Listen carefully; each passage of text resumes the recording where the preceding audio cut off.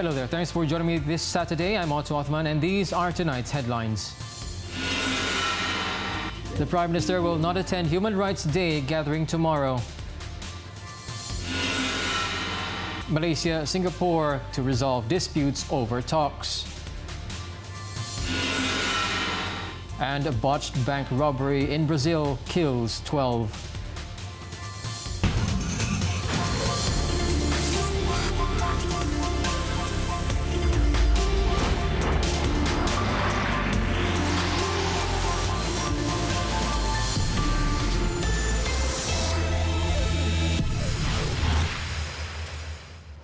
The row over airspace and territorial water boundaries between Malaysia and Singapore will be resolved through talks. Prime Minister Tonton Mohamad also said that differences with Singapore over maritime borders will be settled based on legal provisions and rights. At a media conference today, he was asked to comment on developments and measures to be taken by the government on the two issues which had caused tension between both neighbors. The important thing is that Singapore agreed to a negotiation.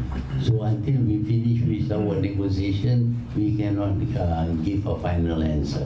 Well, lots of people announce their borders off and on, and that causes a lot of disputes. So we will settle the dispute based on legal provision and our rights. Thank you. Malaysia has urged Singapore to immediately withdraw its Port Marine Circular issued on November 30th and prevent its enforcement agencies from further intruding into Malaysia's territorial sea and harassing vessels and those lawfully permitted to be present in the country's territorial sea. However, Singapore stated that it does not agree with Malaysia's proposal for both countries to cease and desist from sending assets into the disputed area. Besides that, both countries also have differing views over the new instrument landing system at Seletar Airport.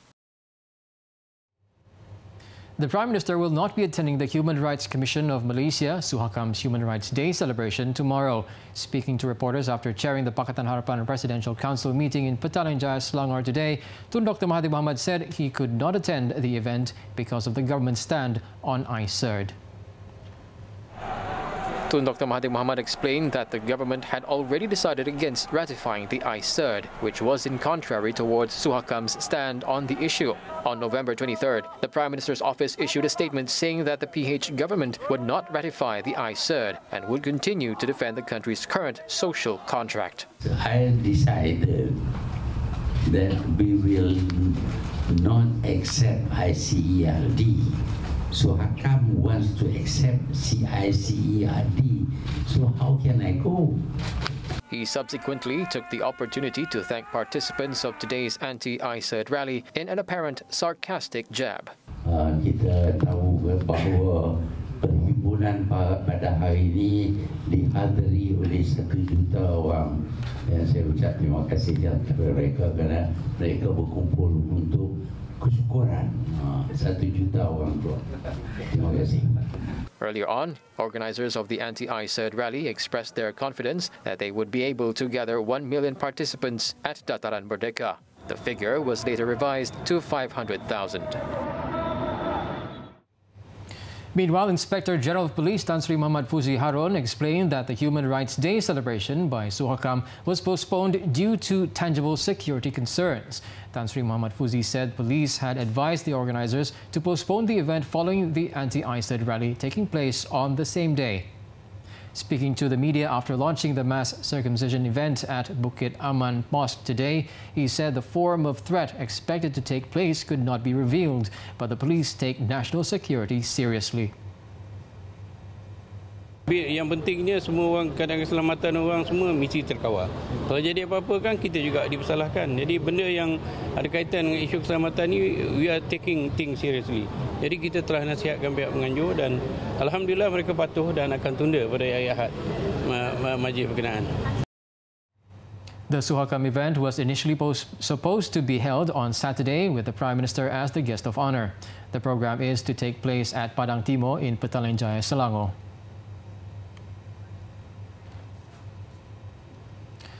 The Inspector General of Police also reported that 7 of the 66 witnesses have stepped forward to assist police in its probe into the rioting at the Sri Mahamariamman Temple in Subang Jaya, Selangor.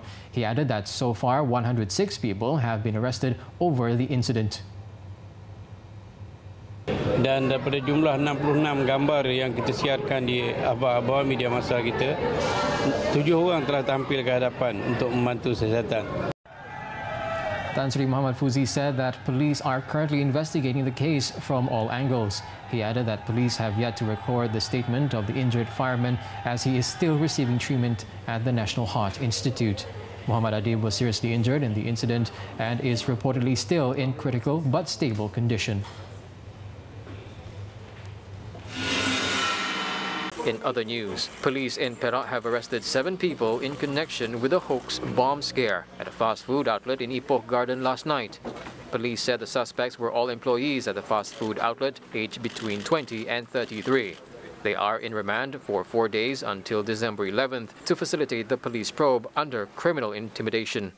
In the incident about 9 p.m. yesterday, about 20 workers and customers were ordered to evacuate the premises following a bomb threat. A bomb squad from the Perak police contingent was sent to the scene, but after an inspection, it was discovered that the bomb scare was a hoax. The 2-story building was then declared safe.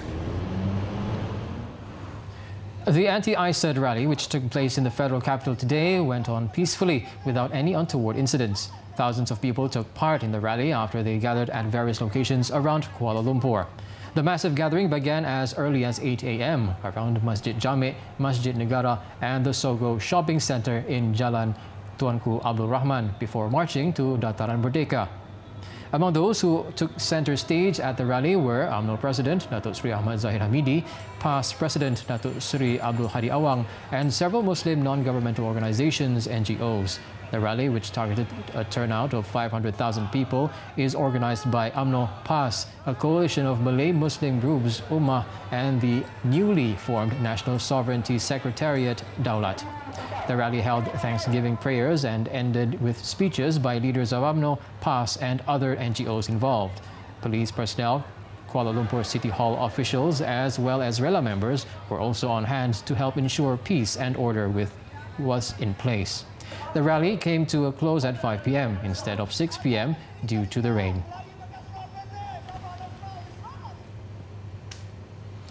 "54 foreign guest relations officers, GROs, were detained in Johor Bahru during an Op Noda raid early this morning. The operation, led by DSP Muhammad Zairi Badirul, also saw the arrest of a local man in the raid, which took place in an entertainment outlet. A few of the women tried to flee when police raided the premises at about 1:30 a.m., but were detained as police had cordoned the area. There were 180 people in the entertainment outlet, with some being entertained by the GROs at the time of raid. The women detained were 50 Thai nationals, 5 Vietnam and Laos nationals aged between 20 and 38. The local man detained, aged 36, is the premises manager, who was found to employ 4 nationals without valid working permits. The GROs detained did not have valid travel documents. Meanwhile, the driver of a lorry who was driving against traffic along the South Klang Valley Expressway (SKVE) has been arrested after a video of the incident went viral and a police report was lodged. The 59-year-old suspect is being held by police to facilitate a probe into the incident. Police said checks showed the driver has several outstanding traffic summonses that included using a mobile phone while driving and overtaking in dangerous manner. The case is being investigated under the Road Transport Act 1987. In preparation for the anticipated by-elections in Cameron Highlands and Rantau, Pakatan Harapan is ready to field candidates of the same parties which previously contested for those seats, DAP and PKR respectively. The announcement was made today by the Prime Minister, who is also Pakatan Harapan chairman. Tetapi orangnya kita tak tentu lagi, kita serah kepada parti berkenaan supaya mereka tentukan siapa calon mereka dan akan dipertimbangkan siapa calon mereka. Tapi parti tetap parti yang lama dan mereka akan guna logo pakatan, tak lagi logo parti keadilan Jadi jangan kata kita tak adil lah, tapi kita lebih adil sekarang. On November 16th, Barisan Nasional BN's win for the Negeri Sembilan Rantau state seat was invalidated, where Assemblyman Datuk Seri Muhammad Hassan won unopposed. During GE14, his Pakatan opponent, PKR's Dr. S. Sreram, was denied entry to submit his nomination papers because he did not have a tag or pass. On November 30th, BN's victory was nullified for Pahang's Cameron Highlands parliamentary seat after its MP, Datuk C. Sivaraj, was found guilty of using corrupt practices to induce voters. Coming up, civilian helps police to chase hit-and-run suspect. Don't go away.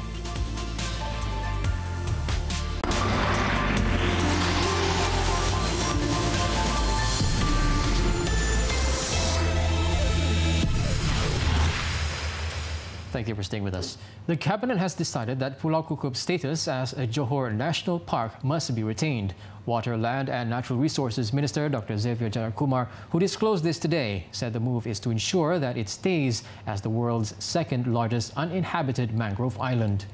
The minister said any change to Pulau Kukup's status could impact its recognition as an internationally important site and affect the country's reputation in protecting biodiversity. The Cabinet stance came a day after the Johor Legislative Assembly passed a motion urging Putrajaya to review the move to de-gazette Pulau Kukup as a national park. Pulau Kukup is one of the few remaining pristine wetlands in Southeast Asia and is one of 5 Ramsar sites in Malaysia. Ramsar sites are wetland sites designated to be of international importance under the United Nations Convention on Wetlands. The de-gazetting of Pulau Kukup's national park status was carried out by the previous Barisan Nasional's state government. Meanwhile, Malaysia has agreed to continue its voluntary commitment to reducing total oil output by revising the figure to 15,000 barrels per day from an earlier cut level of 20,000 barrels per day. The previously agreed agreement expires at year-end. Economic Affairs Minister Datuk Seri Muhammad Azmin Ali said this in a statement issued following the 5th Organization of the Petroleum Exporting Countries, OPEC, and non-OPEC ministerial meeting in Vienna, Austria. It saw the oil-producing countries agreeing to reduce oil production to 1.2 million barrels per day for the next 6 months, from 1.8 million barrels per day. Datuk Seri Muhammad Azmin said despite being a small oil-producing country, Malaysia stands in solidarity with other oil-producing nations in pursuing the strategic objective of achieving global market stability in the interest of all oil producers and consumers, taking into consideration the prevailing market conditions and prospects.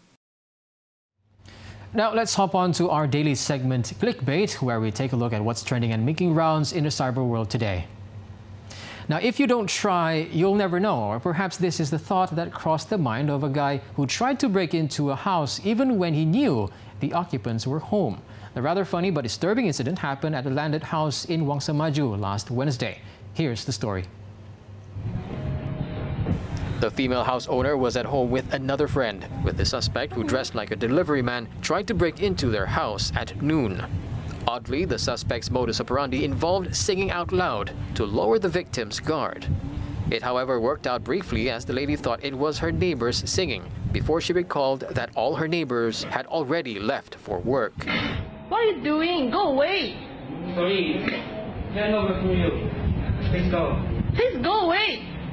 The victim then went into the living room and saw a man trying to open the door handle through the window.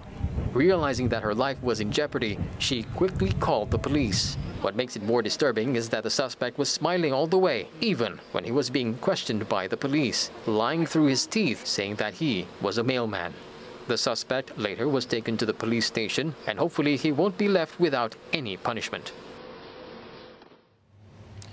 Now, a dramatic police chase might sound like a scene from an action movie for most of us, but for this police officer, he was in a real-life action movie scene. The incident in Thailand, caught on camera recently, raked up over 10,000 views online. Now, according to local officials, the police were notified about a pickup truck that had fled to Krabi after it hit and run in Phang Nga.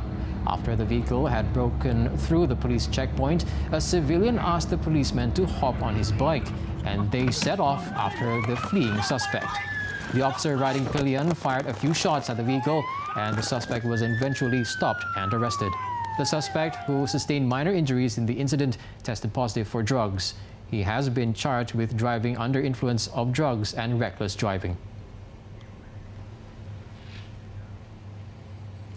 Now updated as of 7 p.m, here are the top trending topics and searches on the internet today.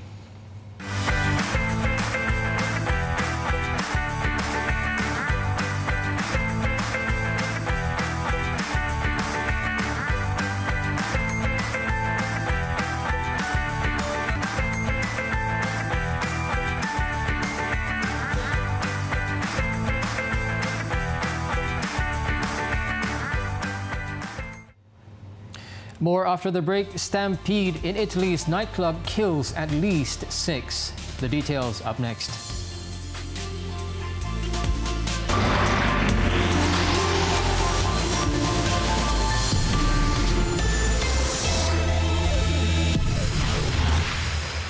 Thank you for staying with us. We're back with 4 news. Updates on the Huawei CFO arrest case. A Canadian court hearing has revealed that the chief financial officer of the Chinese telecoms giant will face fraud charges in the United States. Meng Wanzhou, daughter of Huawei's founder, is accused of breaking U.S. sanctions on Iran and faces up to 30 years in prison in the U.S. if found guilty. After nearly 6 hours of arguments and counter-arguments on Friday, no decision was reached and the hearing was adjourned until Monday. Meng was detained by Canadian authorities on behalf of the United States when she was transferring flights in Vancouver. Huawei has said it was not aware of any wrongdoing by the CFO, while China has demanded for her release, insisting she has not violated any laws. In Brazil, at least 12 people, including policemen, were killed on Friday when a shootout broke out between police and bank robbers attempting to blow up ATMs. 2 children were among the 5 hostages who died in the shooting. According to local media, 5 of the hostages, including the 2 children, were all from the same family. Police reportedly interrupted the gang trying to rob ATMs at 2 bank branches on the main street in Milagres. The gang had blocked the road with a truck and seized the family from a vehicle that was forced to stop. As police moved in on the robbers, the hostages were killed by their captors. Security officials said police seized various weapons and explosives, but the gang escaped in 2 vans without taking any money. So far, only 2 suspects have been arrested by police, while another was found dead in an abandoned vehicle. At least 6 people died and dozens wounded following a nightclub stampede in Corinaldo early on Saturday. Video released by the local fire brigade showed emergency workers tending to dozens of injured people, 12 of whom were in serious condition. It's reported that concertgoers panicked and ran for the exits after someone in the club sprayed a noxious substance similar to pepper spray. A teenager survivor then told the authorities that when he tried to flee, he discovered that at least one of the emergency exits was locked. The nightclub was hosting a concert by Sfera Ebbasta, a popular Italian rapper who is among the most popular musical acts in the country. An investigation into the incident is underway. Meanwhile, French police detained more than 200 people in Paris on Saturday and fired hundreds of canisters of tear gas on protesters, staging a 4th weekend of demonstrations against the government of President Emmanuel Macron. Local media reported there were about 1,500 protesters on the Champs-Élysées Boulevard. The arrest came after police found weapons such as hammers and baseball bats on the protesters. Anticipating a repeat of last weekend's violence, moments including the Eiffel Tower and many of the French capital's metro stations remained closed with about 8,000 police on the streets. With more riots expected in other parts of the country, the government was deploying 89,000 security forces members across France.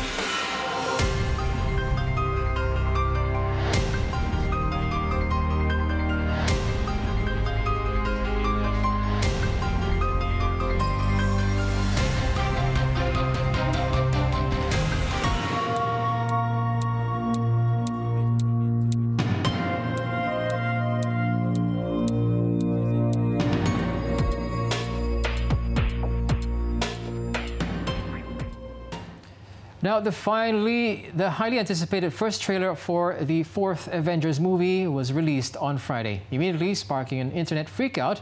Avengers Endgame is set to hit Malaysian theaters in April next year, and the trailer wraps up the bulletin this evening. With that, I'm Tonton. Thanks for tuning in, and good night.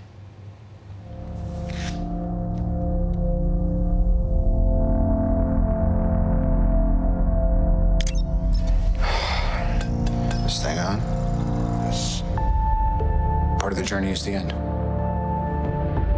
Oxygen will run out tomorrow morning. That'll be it. When I drift off,